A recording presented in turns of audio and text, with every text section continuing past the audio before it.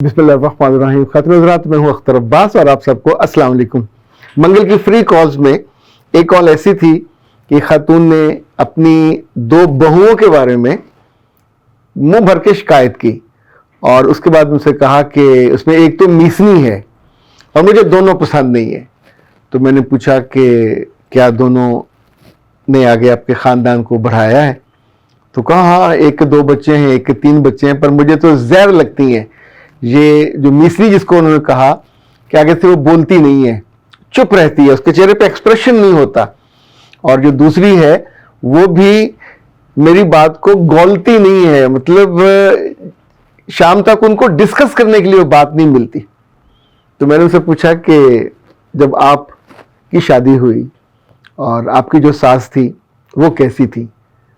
تو ایک دم سے جیسے چہرے پہ ان کے ہریالی، اب مجھے نظر تو وہ نہیں آ رہی تھی لیکن فون پہ جو ان کی ایکسپریشن تھی وہ ایسا تھا کہ جیسے ان کے ذکر کرتے ہوئے ان کو خاص راحت محسوس ہو رہی ہے.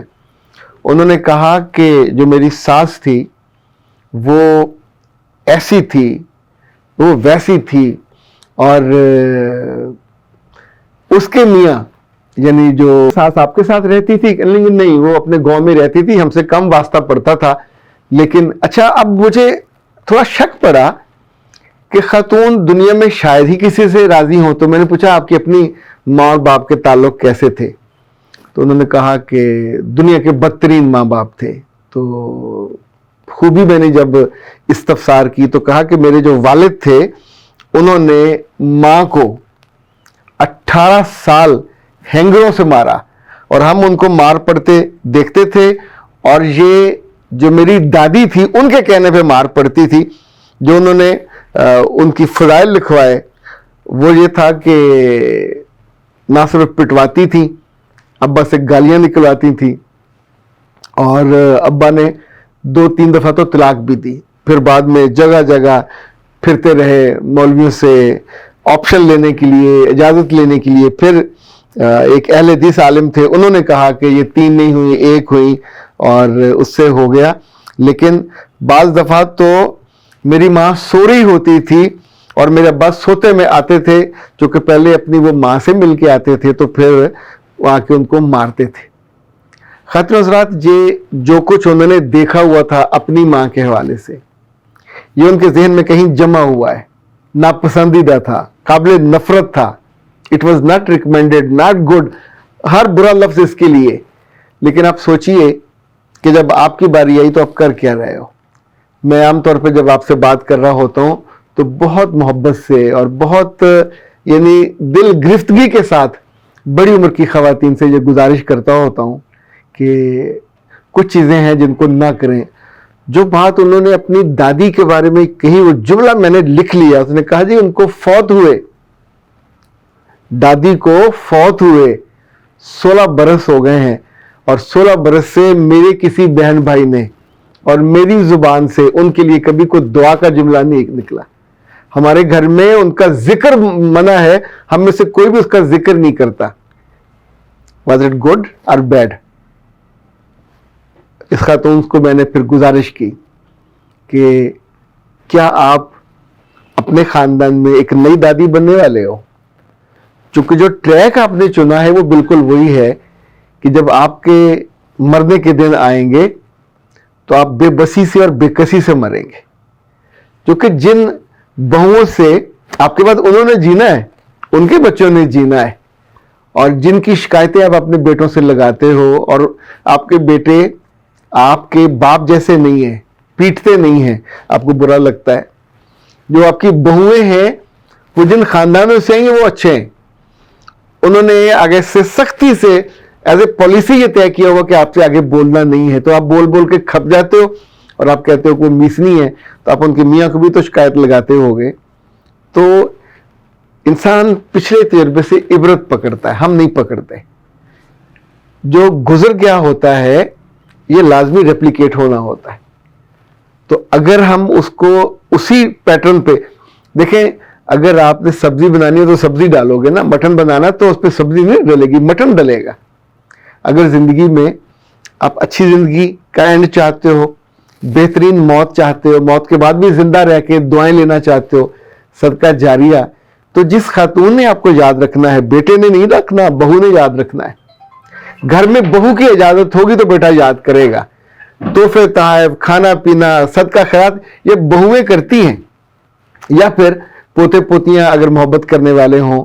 लाइक हमारी दादी भी सख्त थी, लेकिन अब चूंकि बहुत सारे साल बीत गए तो मैं जब भी दुआ करता हूँ अपने नाना को, अपनी नानी को, अपनी दादी को, अपने दादा को, मैंने उनकी कब्रें नहीं देखी, कभी देखने का मौका ही नहीं बना, वहां शायद कभी जा भी ना पाऊं।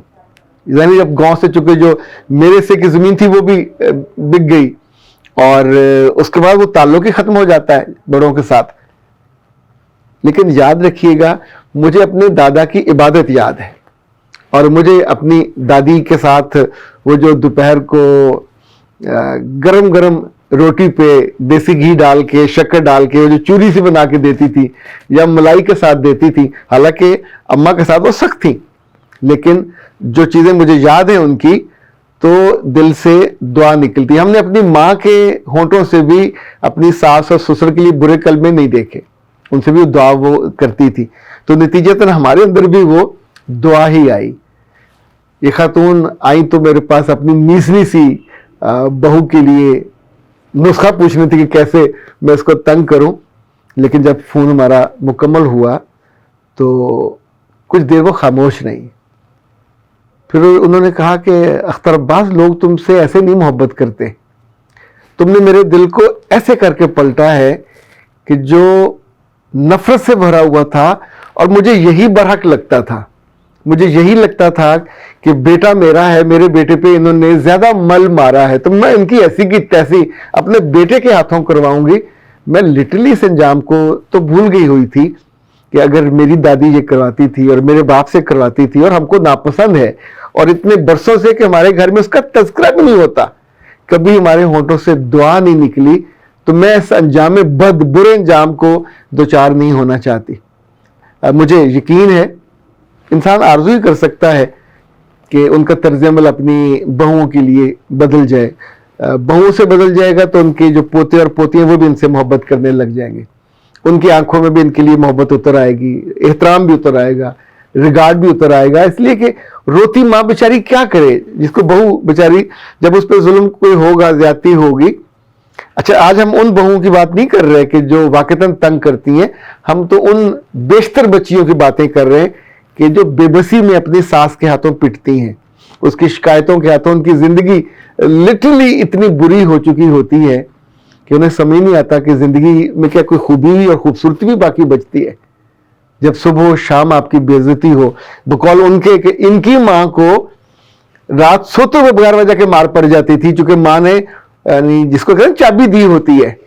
तो ए अच्छी खवातीन, अपने बेटों को जुल्म की चाबी ना दिया करें, अपने बेटों को अपनी बीवियों पे और जो आपकी बहुएं हैं, जो आपकी अगली नस्ल को कैरी कर रही हैं, उनके खिलाफ जो पंप करने की आदत है, इसको छोड़ दीजिए। यकीन माने आपके बहुत सारी सेहत के मसाले हल हो जाएंगे। आपके ईमान की कमी की वजह से, आपके अमल की कमी की वजह से जो दिल बिल्कुल भाएं भाएं कर रहा होता है, ना इबादत में मजा, ना सजदे में मजा, ना तिलावत में मजा। आप बाज खवातीन तो ऐसी बेचारी हैं कि नमाजें भी पूरी पढ़ती हैं लेकिन जुल्म भी पूरा करती हैं, क्योंकि उसमें वो अपने आप को बरहक समझती हैं और अपने आप को जस्टिफाइड। इंसान का मिजाज ऐसा है कि अपने जुल्म को, अपनी ज्यादती को भी वो जस्टिफाई कर लेता है।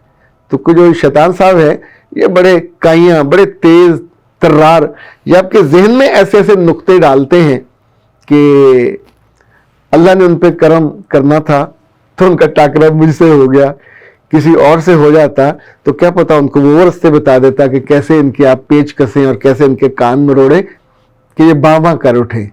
जिंदगी में अपने इख्तियार से और अपने पोजीशन से अगर फ़ायदा लेके आप दूसरों को रुलाएंगे तो कल आप भी रोओगे और पीछे भी आपको कोई रोने वाला नहीं होगा। ये दोनों रोनों में फ़र्क है। अख्तर अब्बास को इजाज़त दीजिए। अस्सलाम।